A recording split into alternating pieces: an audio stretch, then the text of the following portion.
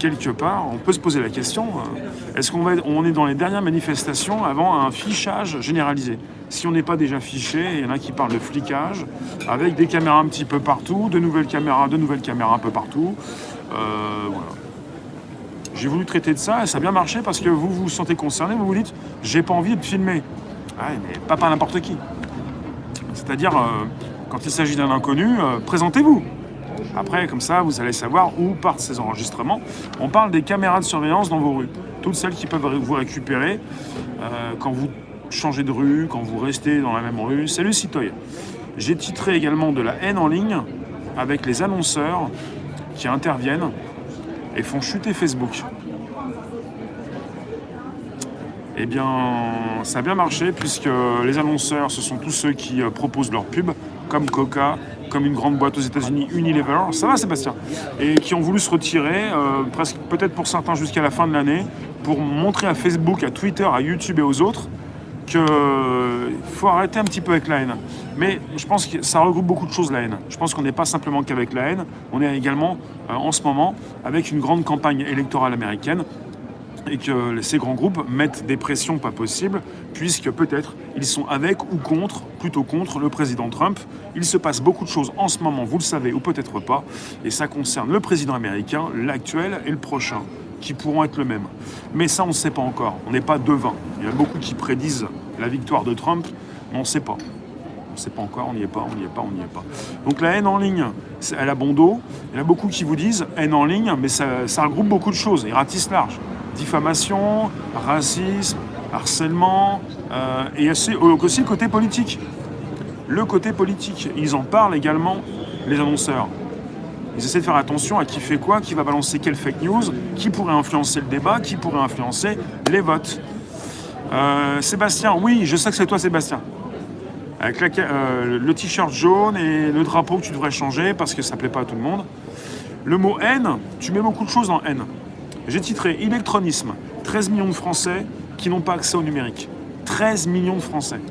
Et ça concerne les plus âgés comme les plus jeunes, avec pas mal de personnes qui soit n'ont pas envie d'entrer dans la tech, soit s'amusent beaucoup avec, s'oublient mais ne construisent rien. De l'amitié à l'amour, il n'y a qu'un pas. De l'amour à la haine, il n'y a qu'un pas. Et bonjour, Befa. Donc quelque part, l'électronisme, c'est de l'illettrisme numérique, un peu comme si vous ne saviez pas lire et écrire. Et c'est un mauvais mot également si on parle d'électronisme pour illettrisme numérique par rapport à des personnes qui ne sont pas très à l'aise avec l'outil. Et Lyon, bonjour, haine en droit, ça ne veut rien dire. C'est pour ça, comment veux-tu mettre une loi sur la haine si tu ne sais pas ce que c'est que la haine en droit? Ça va être compliqué. Donc j'ai aussi titré « Comment les cambrioleurs utilisent vos caméras de surveillance ?» Avec le flux, pardi, avec le flux. Avec des caméras qui peuvent filmer ce qui se passe chez vous à l'extérieur, à l'intérieur, quand vous vous déplacez, quand des personnes se placent devant les caméras. Eh bien, ces caméras récupèrent du flux, les font transiter, et ces cambrioleurs, qui sont également des pirates, récupèrent tout ça à distance, avant même de venir chez vous, pour savoir s'ils vont venir intervenir. Si vous y êtes, c'est peut-être un petit peu moins la peine de venir en face à face, plutôt quand vous n'y êtes pas. J'ai également titré « TikTok va-t-il être censuré aux USA ?» C'était pour mieux parler de TikTok en ce moment, puisqu'il est censuré.